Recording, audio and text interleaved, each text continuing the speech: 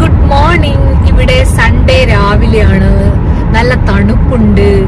അലസമായിട്ട് ഇങ്ങനെ കിടന്നുറങ്ങിയിട്ട് എഴുന്നേറ്റപ്പോ വെളിയിൽ ബ്രേക്ക്ഫാസ്റ്റ് കഴിക്കാൻ പോവാന്നൊരു വിചാരം. അപ്പൊ ഞങ്ങൾ ഇന്ന് ലാ പെറ്റെ പാരീസ് എന്ന് പറയുന്ന ഫ്രഞ്ച് ബേക്കറിയിലാണ് ബ്രേക്ക്ഫാസ്റ്റ് കഴിക്കാൻ വേണ്ടി പോകുന്നത്.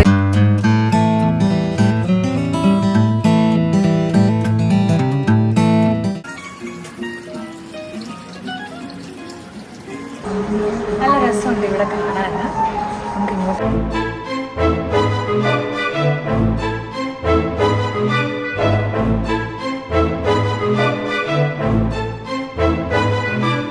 പൊതുവെ ഇത്ര റെസ്റ്റോറൻറ്റുകളിൽ കോഫിയാണ് പതിവ്. ചായ കണ്ടിട്ടില്ല. ഇവിടെ ഇങ്ങനെ ചായ പലതരത്തിലുള്ള ഡിസ്പ്ലേ ചെയ്ത് വെച്ചിരിക്കുന്നത് കണ്ടപ്പോൾ ഒരു സർപ്രൈസ് ആയിപ്പോയിട്ടോ.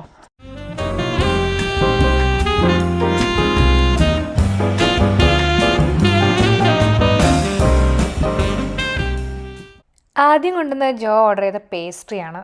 എനിക്കിങ്ങനെ ഈ മധുരമുള്ള സാധനങ്ങളോട് വലിയ താല്പര്യമില്ല, എങ്കിലും ഒന്ന് ട്രൈ ചെയ്യാമെന്ന് വിചാരിച്ചു. ഞാനത് ട്രൈ ചെയ്ത് എൻ്റെ മുഖഭാവം കണ്ടിട്ട് നിങ്ങൾക്ക് മനസ്സിലായിട്ടുണ്ട്. ഈ ഭയങ്കര മധുരമാണ്. മധുരത്തിൻ്റെ ആൾ ജോയാണ്. അതുകൊണ്ട് ഞാൻ ജോയ്ക്ക് തന്നെ കൊടുത്തു.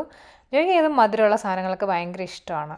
അവിടെ ഇങ്ങനെ തിരക്ക് കൂടി വന്നുകൊണ്ടിരുന്നു. നല്ലവണ്ണം ആളുകൾ എത്തുന്നുണ്ട്. എല്ലാവരും നന്നായിരുന്ന് കോഫിയൊക്കെ ആസ്വദിച്ച് കുടിക്കുന്നു. അങ്ങനെ ഞങ്ങൾ ഓർഡർ ചെയ്ത കോഫി വന്നു. പറയാതെ വയ്യ, ഞാൻ വേറെ ഇവിടെ നിന്നും കുടിച്ച കോഫീനേക്കാൾ ഏറ്റവും ബെസ്റ്റായിരുന്നു കേട്ടോ.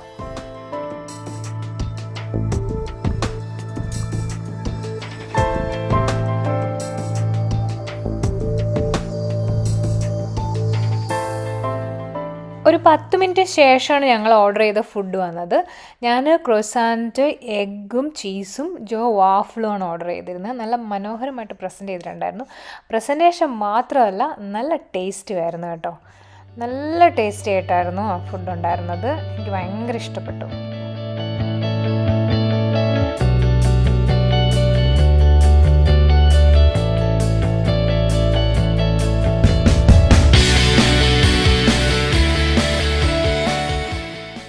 പൊതുവേ റെസ്റ്റോറൻറ്റുകളിൽ ഫുഡ് നല്ലതാണെങ്കിൽ അവിടെ നല്ല തിരക്കായിരിക്കും. ഞങ്ങൾ വെളിയിൽ ഇറങ്ങുമ്പോഴും പാർക്കിംഗ് ലോട്ട് ഭയങ്കരമായിട്ട് നിറഞ്ഞിട്ടുണ്ടായിരുന്നു. അങ്ങനെ ബ്രേക്ക്ഫാസ്റ്റ് കഴിഞ്ഞ് നമ്മൾ വെളിയിലിറങ്ങി.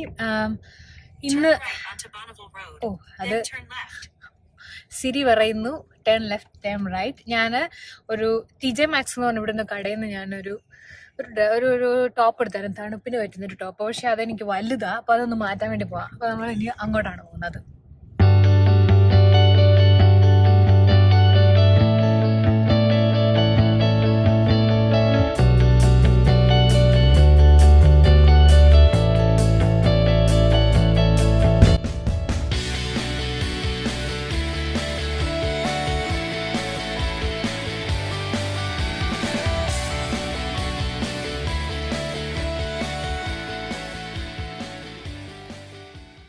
അങ്ങനെ ഫൈനലി ഞാൻ ഒരെണ്ണം കണ്ടെത്തി.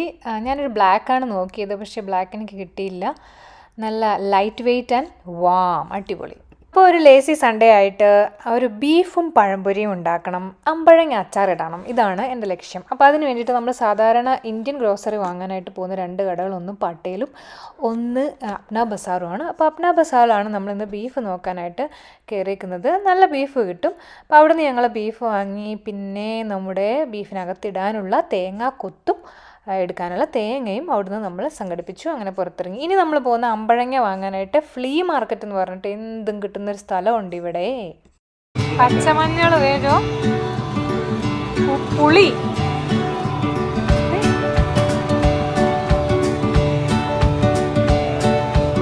ഇത് നമ്മുടെ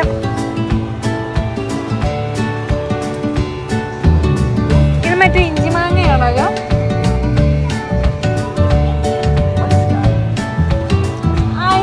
I was trying to figure out. I don't know what is it.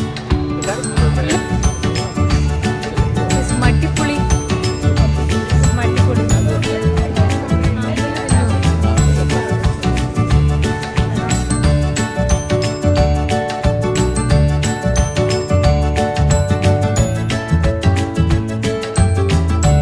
അല്ല, നമുക്ക് കണ്ണിമാങ്ങ അച്ചാർ ഇടാൻ നല്ലതല്ലേ ഇത്?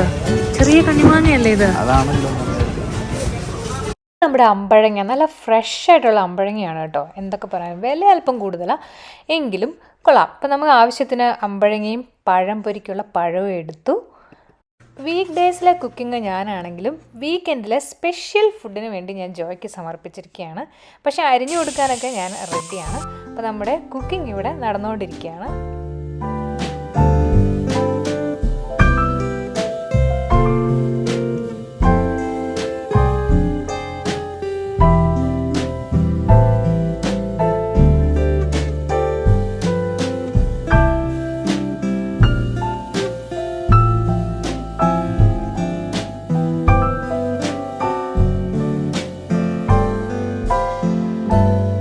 പഴംപൊരിയും ബീഫും കോമ്പിനേഷൻ അടിപൊളിയായിരുന്നു. എനിക്കത് ഇഷ്ടമുള്ള ഒരു കോമ്പിനേഷനാണ്. ഇനി അടുത്തത് നമ്മുടെ അമ്പഴമാണ്.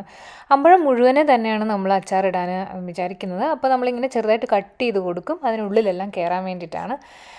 നല്ല രസമായിട്ട് അച്ചാറിട്ട് തരാൻ ജോയ്ക്ക് അറിയാം. അപ്പോൾ ഞാനിത് സെറ്റാക്കി ആളുടെ കയ്യിലേൽപ്പിക്കുന്നു.